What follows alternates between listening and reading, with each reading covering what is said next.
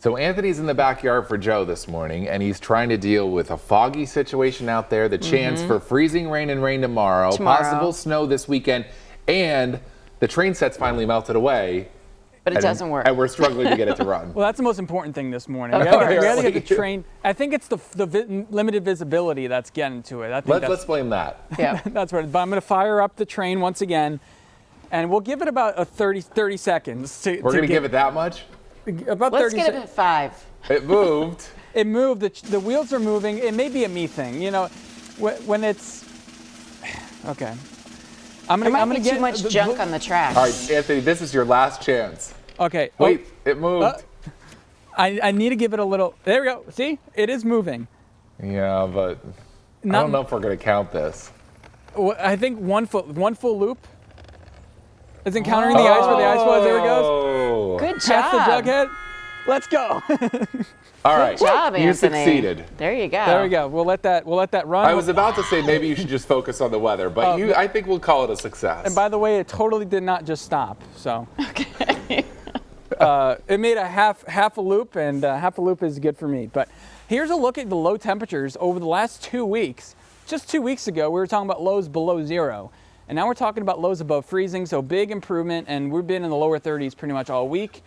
And with the added moisture and the light winds, we've been seeing this. So when we talk about winds, it stirs up the atmosphere, but not a lot of stirring up going on here in Williamsport. It's even getting worse right here before sunrise. So visibility under a quarter mile, but in Wilkes-Barre, Diamond City, it's pretty good. Pretty good visibility this morning as you are headed out, maybe to work along I-81. I just took a look.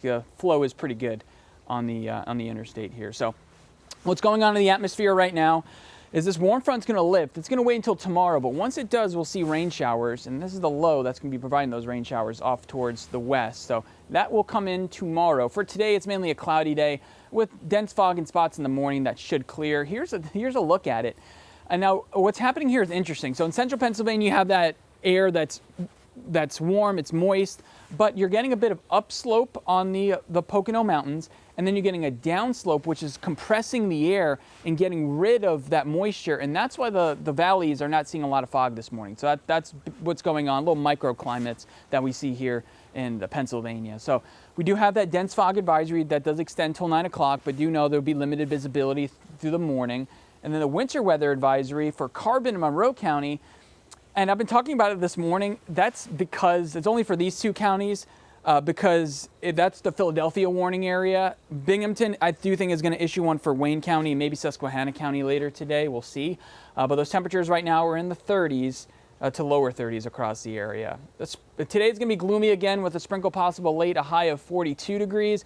We won't be seeing that much sunshine today, unfortunately, once again, but the winds will be breezy today, and that will help churn up the atmosphere a little bit, and that's to help dissipate the fog just a little bit. So for today, just a cloudy day. As you're going to dropping your kids off at basketball practice or basketball game later today, you should be fine. A sprinkle is possible late, mainly further south, and then this shield of precipitation starts coming in for tomorrow. But I want to show you what's going on right now. So we're getting a northeast flow, and that is drier air. And drier air, colder air towards the surface leads to wintry precipitation this time of year. So if the whole column of the atmosphere is warm, it just turns into rain. But if there's a shallow cold layer, like what's happening right now, that turns to freezing rain. And if that shallow layer becomes a little bit wider, it becomes a sleet mix. So I do think that's what's going to happen tomorrow as the line presses to the north and east. I'll be out here in it.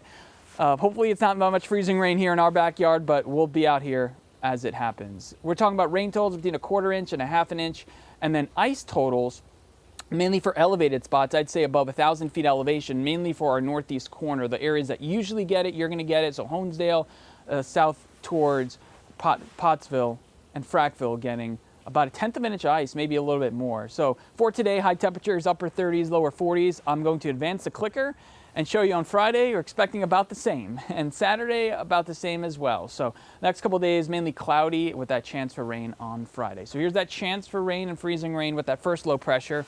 The next one that will be providing precipitation will be a little bit different. It'll be forming off the coast of Virginia, and depending on where it goes is what we'll get. So likely a light snow on Sunday is what we're thinking right now. If this tracks east, we just see a light snow. If this starts trickling further towards the north, we could see even heavier accumulations. So that's what the GFS model is showing. The GFS, the one you see on the left there, it usually exaggerates snow totals. So we'll hold off with putting any exact snow totals. I'll just say now a couple inches are going to be possible on Sunday. That'll be clearing out on Monday. And then cold air comes in after that. So mild, I guess you could say, for the upcoming week. We're not talking about a huge cool down, but you're probably going to need the heavier winter coat next week, especially in those mornings. They'll be in the 20s and potentially teens for some spots. This week, we've been blessed with lows in the 30s, which is really nice. That's been a blessing, especially in those mornings where you don't have to heat up the car as much. So John, Mindy, an active 7-day, and we got a lot on the docket here. Yeah, a lot to watch. We do. Yeah. Yes. All right. Thanks, Anthony.